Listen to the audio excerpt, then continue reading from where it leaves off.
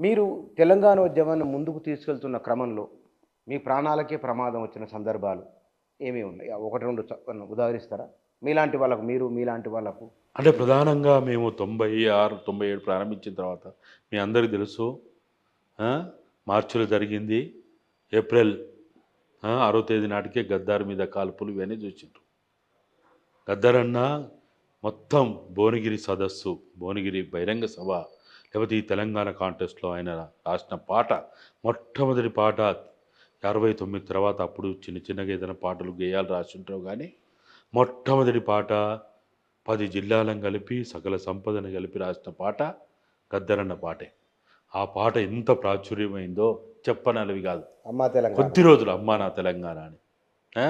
మొత్తం 10 జిల్లాలని, సంపదని, మనుషుల్ని, ప్రాంతాలని కలగలిపి తీసుకొచ్చిన చరిత్ర అది.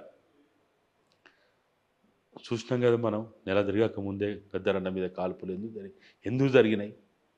ఆ క్రమంలో బెల్లి లలిత 18 ముక్కలు ఎందుకయింది? ఇదంతా కొనసాగుతున్న క్రమంలోనే నేను ఇంతకుముందు చెప్పినా కదా, కుక్కడిపల్లి ప్రాంతంలో నేనుండి అక్కడ చిన్న ఎస్టీడీ బూత్ పెట్టుకొని నడుపుతున్న కాలంలోనే మా కూతుర్ని అక్కడున్న స్కూల్లోనే జాయిన్ చేసినాం.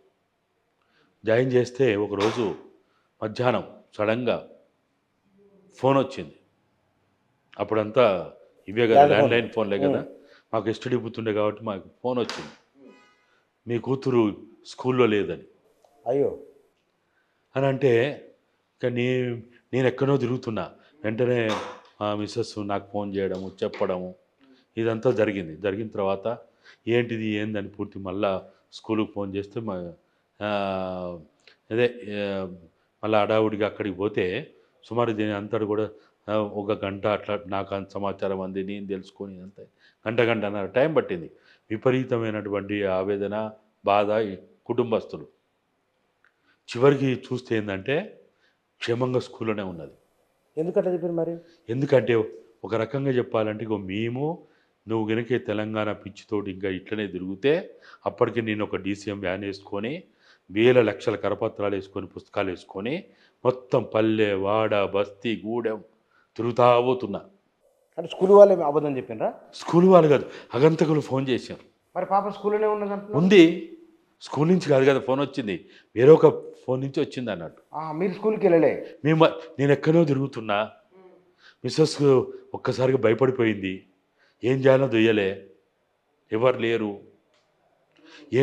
తను కదలాలంటే భయంలో ఉంది. అప్పుడంతా ల్యాండ్లైన్లే, వానికి ఫోన్ కొట్టి ఎవరికి ఫోన్లున్నా ఎక్కువ లేవు కదా. మరి స్కూల్ అదేలే, ఆ టైంకి ఏం దోచలేదు. చివరికి నాకు గంటన్నర తర్వాత నాకు సమాచారం అందిన తర్వాత అప్పుడు నేను స్కూల్కి ఫోన్ చేసి విషయం తెలుసుకున్న తర్వాత అప్పుడు మళ్ళా నేను మా మిసెస్కి ఫోన్ చేసి చెప్తే అప్పుడు ఇదే. ఆ విధంగా అక్కడ అయిన తర్వాత ఎట్లనైతే బెల్లి లలిత అన్న కృష్ణ అరణ్యవాసం పోయినట్టు మా కూతుర్ని ఇక తెలంగాణలో చదివించడం కష్టము, ఏ స్కూల్లో చదివించలేము అని భయంతో, ఆవేదనతోటి తీసుకుపోయి ఆంధ్ర ప్రాంతంలో చదివించాల్సి వచ్చింది, హాస్టల్లో పెట్టి. అవునా? మొత్తం చదువంతా అక్కడనే అయిందా? అనేది అక్కడి నుంచే చదివించాల్సి వచ్చింది. అంటే తెలంగాణ ఉద్యమంలో సరే, ఇప్పుడు ఇదేం వేరే ప్రాణత్యాగాలు చేసిన వాళ్ళతో పోలిస్తే ఇదేం పెద్ద త్యాగం కాదు. ప్రాణత్యాగాలు చేసిన వాళ్ళ త్యాగంతో పోలిస్తే ఇదెంత పెద్ద గొప్పదేం కాదు. కానీ ఇటువంటి తెలంగాణలో కొన్ని వేల లక్షల మంది అనుభవించారు.